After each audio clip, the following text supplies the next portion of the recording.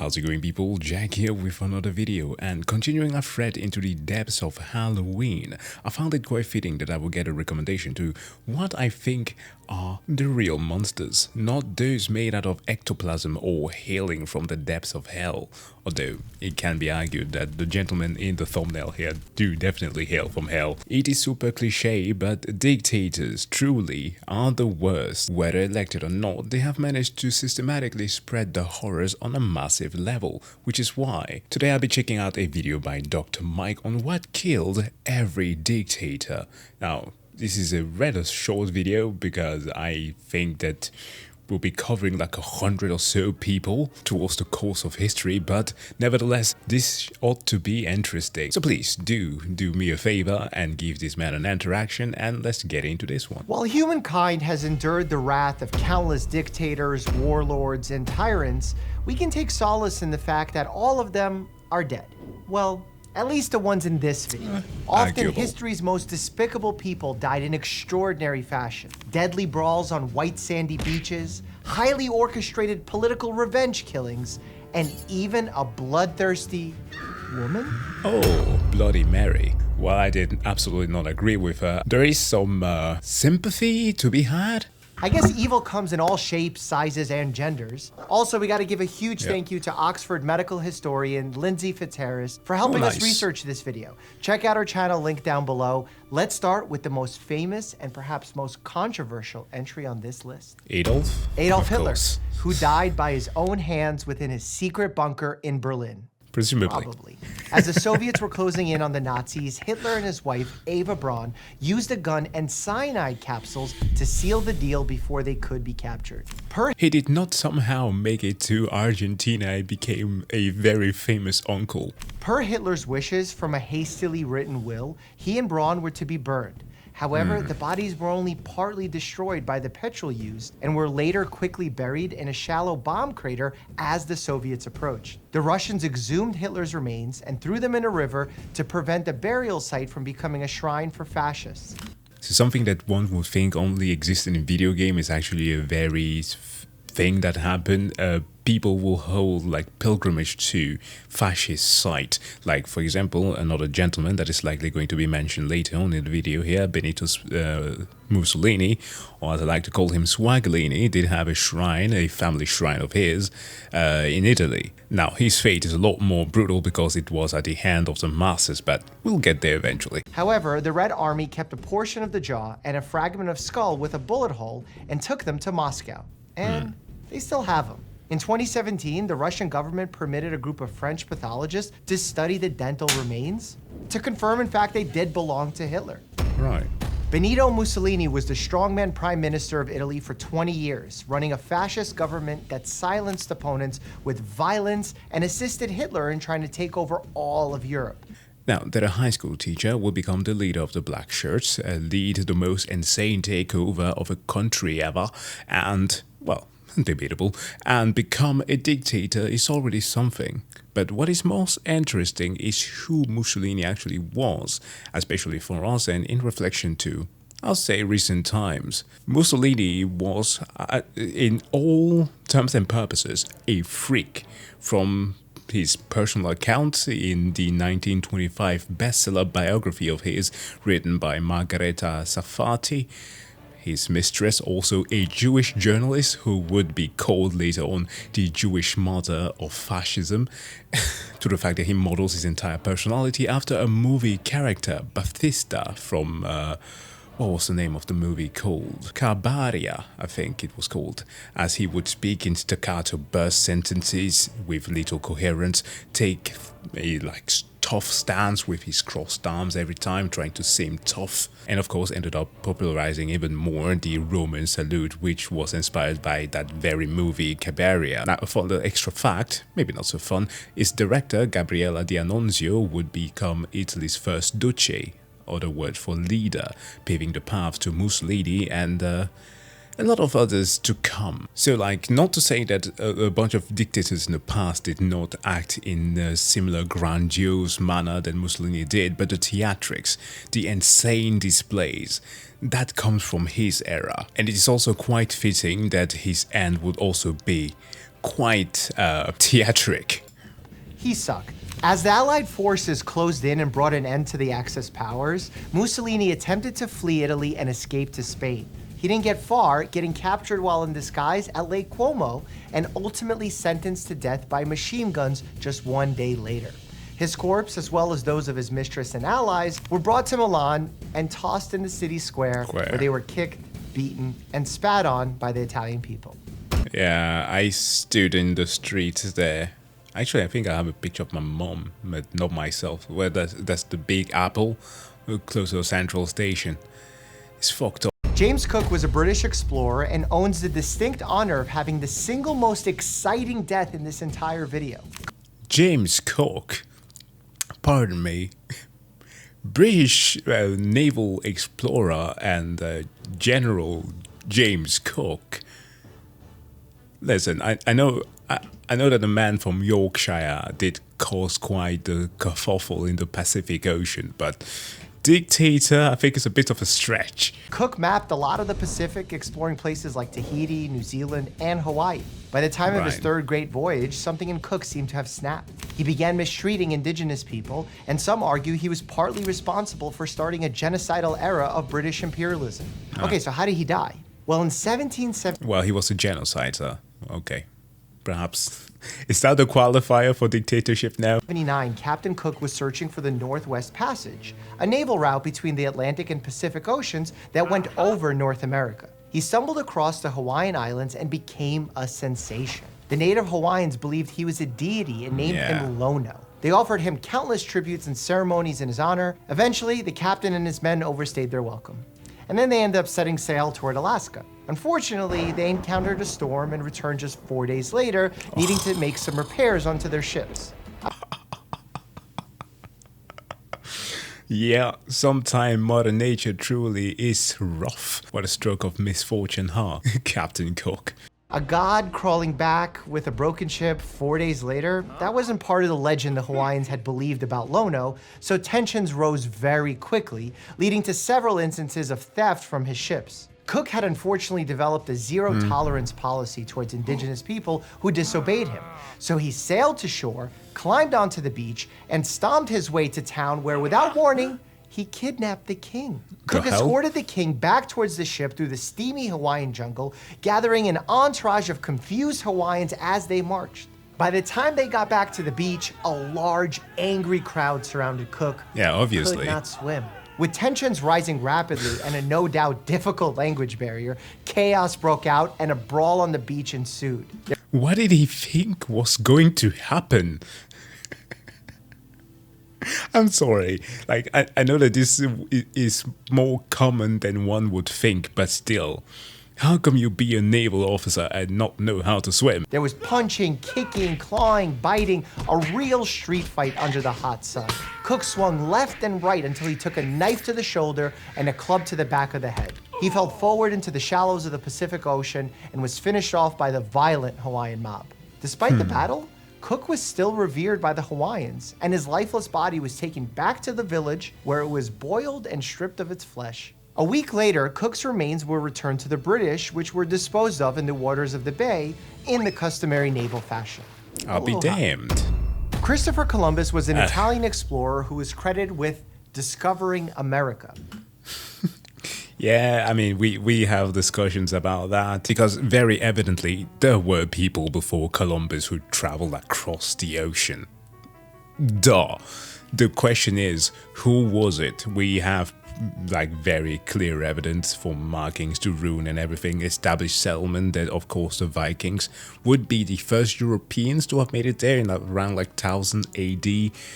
The discussion about whether or not the Phoenicians actually also made it that way, it wouldn't seem completely inconceivable given the ships that they used to have in like around that time or before the Vikings. And of course, there are possibilities that even Africans just sail across the ocean. Whether or not they made it over there is a different question, though the more technically accurate impact was establishing a permanent connection between Europe and the Western Hemisphere. You can't exactly discover a place that already has people on it. His voyages to the New World were quite grim, enslaving, torturing, and bringing disease to hundreds of thousands of Caribbean natives in an attempt to deliver gold and glory to the Spanish crown that sponsored him. It's generally believed that he died in Spain in his mid-50s from some sort of heart failure, probably contributed to by a battle with gout. That being said, a number of experts revisited this claim hundreds of years after his death and proposed a new theory: Reiter's syndrome, otherwise known as reactive arthritis, an autoimmune condition. He had some unique symptoms that matched the condition, including bouts of red bleeding eyes, intermittent blindness, and immobility from pain in his spine. These symptoms only worsened dramatically in his final years of life, when he and his men had to survive as castaways off the coast of Jamaica for 1 full year while trying to find the mythical lost city of gold. Treasure would have been great, but what he really should have been looking for was probably a leave. Julius Caesar was the leader of Rome and one of the most dominant figures in all of human history. I have the weird feeling that a lot of deaths further on are going to be easily solved, at least would have been easily solved, like modern medicine, as is often in a lot of cases. In fact, he is so synonymous with leadership that his name means leader in other languages, like Kaiser in German or Tsar in Russian. Yeah, I mean, that's how the language work. Like how we had a discussion in the previous video about vampires with Upir and Stragoi and stuff like that.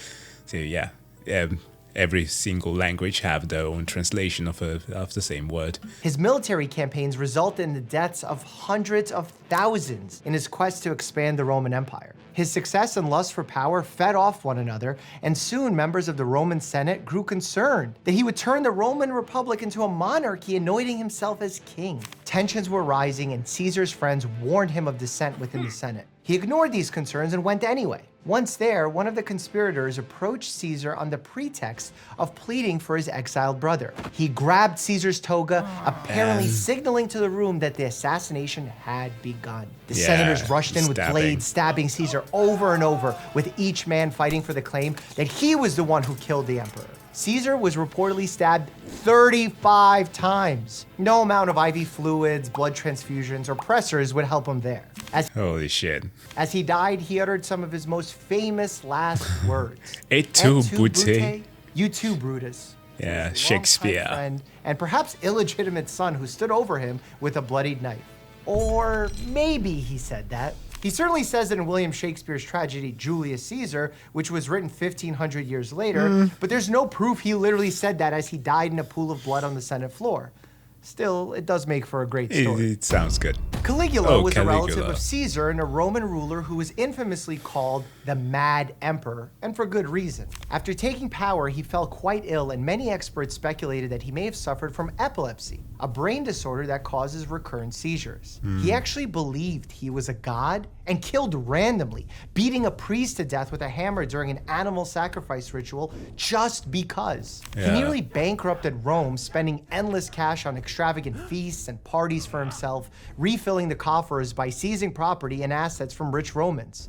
Eventually, when Caligula was just 28 years old, he was surrounded by a group of conspirators. One raised his sword and slashed the emperor between the collarbone and neck. Carotids, jugulars, lots of blood vessels, even more blood. Caligula tried to run away, but another enemy was lying in wait and knocked him to the ground with another sword strike. The plotters stabbed him 30 times, continuing to attack him well after he passed. Yo, Romans were the original Londonese. Roman historian Cassius Dio claims they even tasted of his flesh. The public demanded justice for Caligula, and his assassins were sentenced to death as well. Genghis Khan died somehow of something after violently uniting the... Yeah, I've heard a little bit. I used to be such a huge fan of that Netflix show, Marco Polo, and it spurred me to go on to do a little bit of research on Genghis, on which, of course, Marco Polo dealt with Kublai Khan. But with regard to Genghis, though, there are so many ideas of what actually happened with him.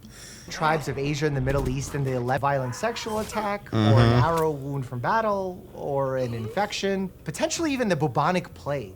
It's believed those closest to him tried to keep his legendary status after death by intentionally sharing conflicting reports of how he died. As time had gone on, though, more and more experts believed the plague may have been to blame. Spread by bacteria-carrying fleas that infested rodents, or by the coughs and sneezes of sufferers, the bubonic plague causes lymph nodes to swell, ooze pus, as well as high fevers and headaches. Oddly enough, the bubonic plague still exists, though it's not common and these days can easily be treated with antibiotics. And that's the thing. That's the thing. Can you imagine so much of what could have been cured? From the Black Death, the bubonic plague, so much. There was influenza pandemic during World War I in London. Like, so much could have been cured with the modern medicine that we have today. Like, can you imagine how crazy if not every single institutions in the world, mostly in America, where a lot of leaps are made, as long as most governmental agencies, universities, and also biomedical research funds aren't just taken away from the institutions, how many leaps will make forward with stuff like cancer to diabetes, like things that are plaguing us today to such a high degree, and we'll look back at that and be like, shit, the things that we could have done for them.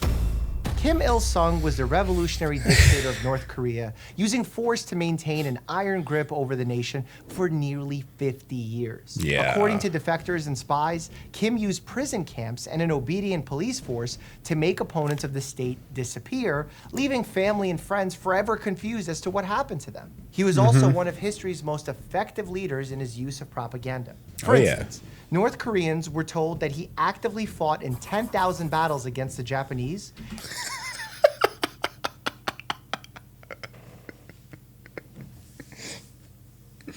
Sure he did. Including 4,774 in just 1 year. 13 battles a day. Battles a day, an obvious lie. According to North Korean state media, so take this with a grain of salt, Kim Il-sung died of a myocardial infarction, aka a heart attack, and is still considered the country's eternal president. Kim Jong-il took over for his tyrannical father, and things only got worse. Along with maintaining traditions of silencing dissent at all costs, the transition of power from Kim to Kim caused an already feeble North Korean economy to completely flounder, resulting in a devastating famine, which the government preferred to proudly call the Arduous March. This was so weird because historically speaking, after the Korean War, the North was actually doing quite better than the South because South Korea was constantly being afflicted by political assassinations, governmental takeover, the it was like a proxy state for the US for the most part, with the US of course trying to establish their own foothold there in Asia and then later making collaborations. But because the relationships were so tumultuous, things were not moving forward. Not to say that North Korea was any like freaking haven in any shape or form, but it was doing better, which was one of the reasons why there were a lot of South Koreans who wanted to defect to the North at the time. But then when Kim Il-sung came into power there, everything just went to shit, at least more than it already was. Outlawing the very use of the term famine. Also, like his father, Kim died from a heart attack while aboard a train. Kim suffered a heart attack due to the, quote, great mental and physical strain caused by his uninterrupted building of a thriving nation. Wow. I died for working too hard. Like his father implied it. He just said it verbatim. Though conspiracies and doubts continue to swirl, is it possible to get community notes on a whole country? Joseph Stalin was the dictator of the Soviet Union, a title he held for about 3 decades, overseeing the death of anywhere from 6 million and 60 million people through political imprisonment, famine, and other violations of human rights. Everyone to the Gulag. He died in 1953 at the age of 74 from a massive hemorrhagic stroke involving his left cerebral hemisphere, likely caused by a lifetime of unregulated hypertension or high blood pressure. He suffered from blockages in his arteries, leading to vascular dementia, and there is a theory that this may have exacerbated his temper, which became even more extreme with age. Yeah. There are accounts of how more unhinged it became with time. Now, earlier on this channel's history, we did cover a video about the amount of deaths that resulted from World War II. And in there, some people kind of, I don't know, like misconstrued it, some of the words that I said with regards to just the death toll. I was, for the most part, just arguing about the fact that we often don't get to discuss the amount of people that are actually dying from certain sides, because obviously we know the evil of the Nazis. Absolutely abhorrent, and the numbers are usually only taken to about like, okay, the 6 million Jews that died, minorities or others that were targeted from people of a different sexual orientation, trans people were targeted. If you were black, oh god, you're gonna. Folks of different religion, Arabs, you name them. So like the death toll are like going to rise in the tens, but perhaps not all the way to like, let's say, Mao Zedong numbers, and or even close to that of Stalin's. And yes, there are arguments to be made about the situation in the USSR at the time and how a lot of people were sacrificed to the war machine. But this was still under the leadership of Stalin, and fuck me, man.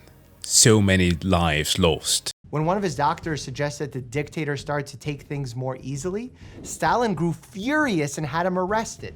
To think that I'm afraid of getting a bad patient review. According to Soviet reports, Stalin was found by his staff collapsed on the floor of his private home after a night of usual heavy drinking. He was making some noises and had actually wet himself. Efforts were made to keep him alive, such as putting a cold compress on his forehead and sponging him with vinegar, putting leeches on the backs of his ears. And despite those medieval efforts, he had a blood pressure of 190/110, and he passed after just a few short days.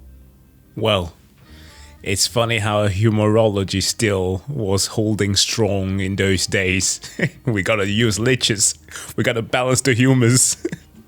Dude is passed out drunk and with a blood clot.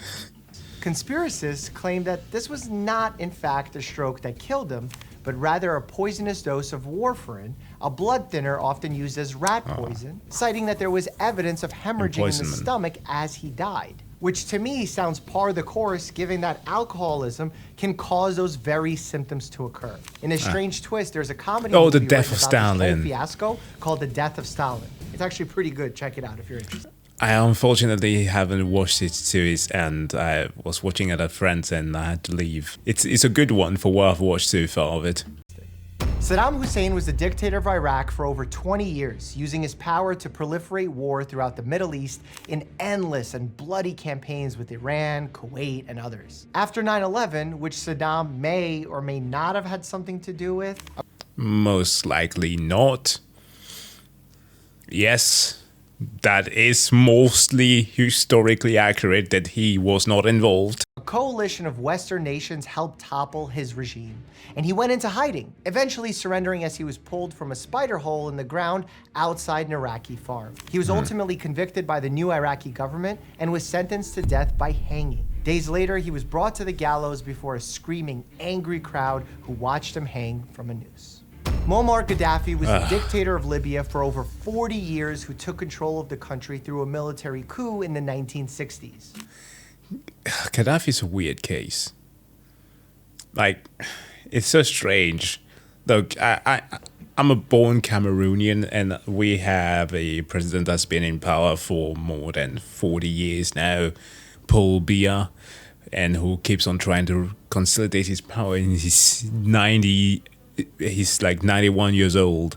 Fucking disgusting. But the thing about it is that we have a strange relationship with dictators, because there are some who hold the likes of Gaddafi in high regard because he managed to give some benefits to the people while he was in power. And I can kind of understand why some people are feeling like this, because there were such things as his desire to implement gold as like the main currency, the what's it called, the African dinar or something of the sort. I can't remember it properly.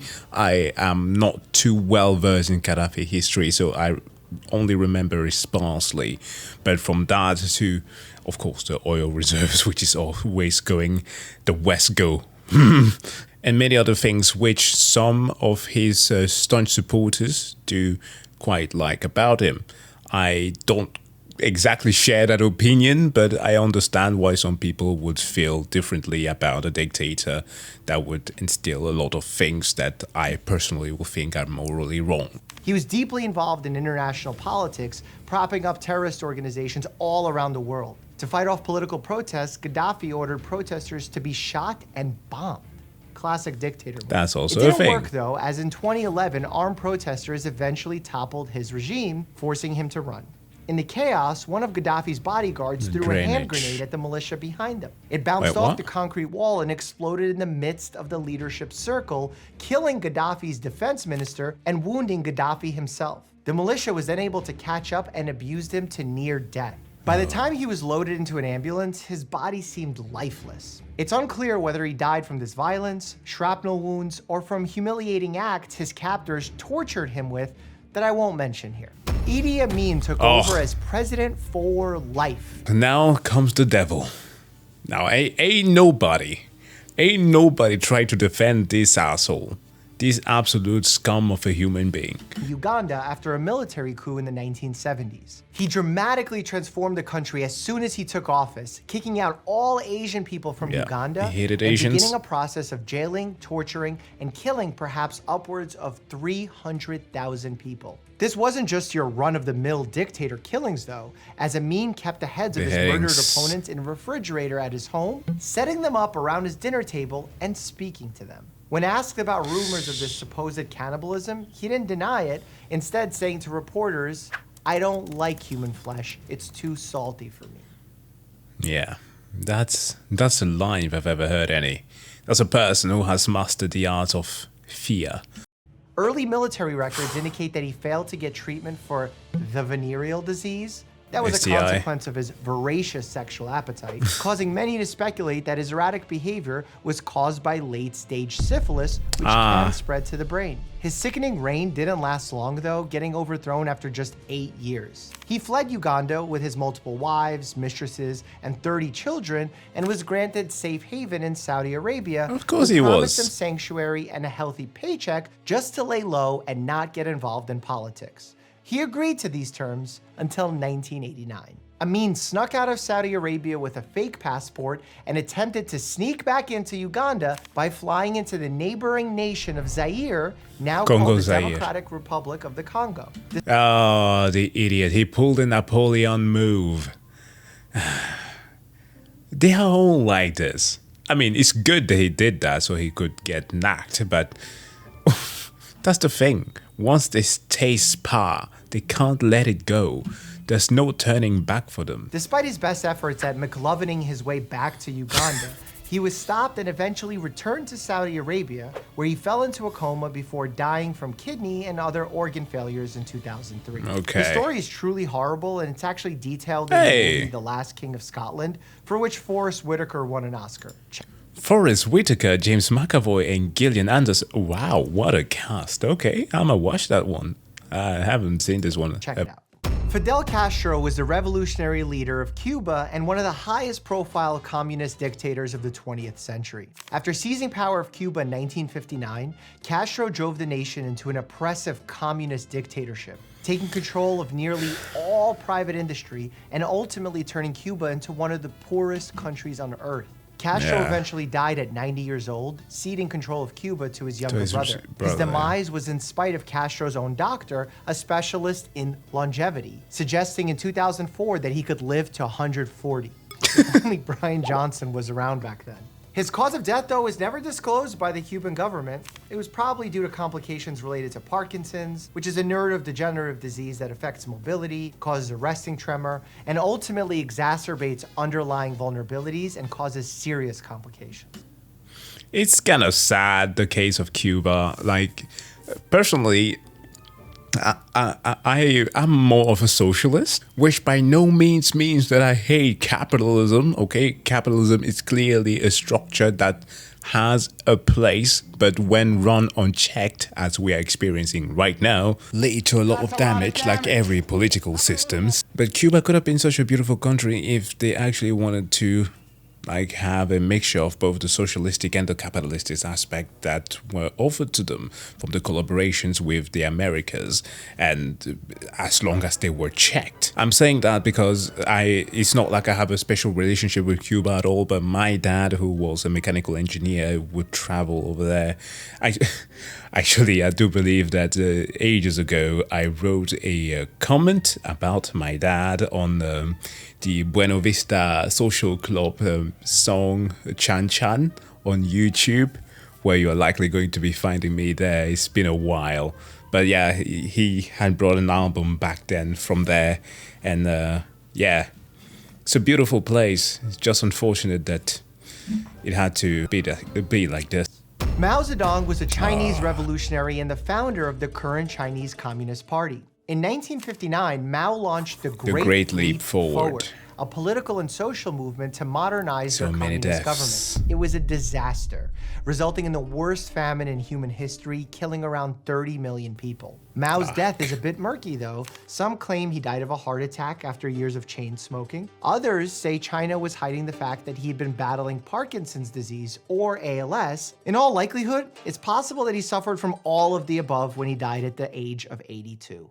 Ivan the Terrible was the first Tsar of Russia and worked to establish the empire as a centralized system that was part of Europe. Okay, that doesn't sound so bad for a guy named Ivan the Terrible. So why the aggro nickname? Well, he created a secret police force called the Oprishniki that operated with near complete immunity to collect taxes on their subjects, executing those who failed to comply. Oh. Yeah, I actually like that name a lot. The Oprishniki. And he murdered his own son, ending his bloodline, giving Russia no heir to the throne, and sending the empire spiraling through years of turmoil known as the Time of Troubles. What a name. Then one day in 1584, at the age of 53, he was setting up pieces on a chessboard, turned faint, and died from a stroke. That being said, in 2002, tests on his remains buried at the Kremlin showed he contained more than enough arsenic and mercury to kill a man, meaning he may have also been poisoned. Or there's a possibility that he was drugging himself. A thing that become very recurrent towards history is that a lot of leaders, in order to cope with their own evil, were consuming a lot of substances to either keep themselves afloat, or like we've seen with our own ketamine demon, the possible chainsaw man that is Elon Musk. They would take substances like, let's say, ketamine here in small doses to alleviate some pains, because those can have, not ketamine, but arsenic was the real one here. They have like these, they wanted to get a little bit elevated and get that feeling of delirium for just a slight little bit. But then, of course, they had to deal with the fallout of that. The side effect, the withdrawal, everything that comes along with the pains of taking drugs. Vlad the Impaler was a warlord in Eastern Europe who got his nickname for exactly that. Impaling his enemies on long poles, once leaving 20,000 of them to die as a deterrent to the Ottoman Empire. Yeah, if you're from Turkey, you hate this guy with a passion. To assert his dominance, he once decided to hold a banquet and invited hundreds of members of rival families. He then had his guests stabbed and their still twitching bodies stuck on spikes. And you thought the Red Wedding was bloody. Ultimately, Vlad was slain in battle and fully beheaded. His skull was delivered to the Ottoman capital of Constantinople as a trophy. Oddly enough, his legal name was Vlad III Dracula, which some say actually inspired Bram Stoker's Dracula, the vampire. Queen Mary I might not ring a bell, but that's because she also has a more popular nickname. Bloody Mary. She became the Queen of England for a short time and used her powers to re-establish Roman Catholicism as the official religion of the land. Well, Mary had quite the issue. Perhaps he's going to explain it, so let's stop myself from saying too much. Opposing it meant heresy, and hundreds of criminals were hanged from gibbets or burned at the stake. Gaining power didn't even bring her much happiness either, as she was depressed over being unable to have children, which... Yeah, she could not conceive. The thing about Bloody Mary is that she was the daughter of Henry VIII, who you may have seen pictures of on the internet. Is the king with the amazing pose and the cigar scars. And he played a huge role in the reformation of the English church as they separated themselves further from the papacy and the Roman Catholic Church, which lessened the influence on England. And with the growing or rise of Protestantism, which again is kind of like the funny thing here for when it comes to paradigm shift. It is okay that people desire it. People always want to have a new leader, something that kind of is going to fix the situation that hasn't worked, because there was a lot of oppression under Catholicism, right? And especially a lot of oppression from the Pope, and people who now got access to the Bible wanted to have their own version of Christianity and be less oppressed by the monarchy and the church and so on and so forth. The unfortunate nature of Martin Luther's work was that he harbored some not so desirable sentiments towards certain people group, like for example his instigation of violence against Catholics, as well as his rather seeming, at least, anti-Semitic views which have been used in history, like for example by the Nazis to justify their hatred against Jews. So what I'm trying to say is that while people desire paradigm shift, it's often very important to choose wisely whom is going to be bringing by this paradigm shift. And it did not help that Mary's half-brother, Edward VI, actually was a staunch Protestant, and so when she got into power and also married the King of Spain, oh god, what was what was his name again? The second, Philip? Yeah, Philip II of Spain, who was of course a staunch Catholic. She wanted to do like a get back. And also it's kind of a little bit ironic here with this situation. It's not just about the pregnancy. I do believe that because of her not being legitimized as a ruler of England, close to her father's passing, she did describe herself as the unhappiest woman in Christendom. Which may have been caused by an ovarian cancer. This could also have been the cause of her death at just age 42, though others speculated it was due to the flu that ravaged England around the same time.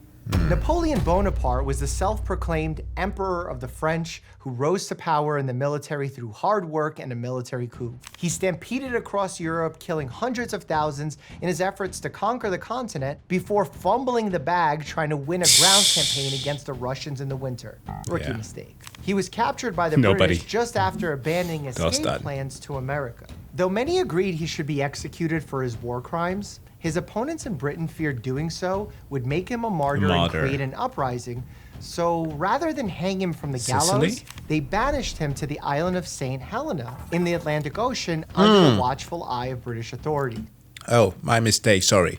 After living there for several years, Napoleon began to feel a mysterious stomach pain which lingered for years until he died. The doctors who conducted his autopsy in 1821 concluded that his death was from stomach cancer resulting in bleeding gastric ulcers after a huge dose of calomel, a remedy containing mercury that was given to him just the day before his death.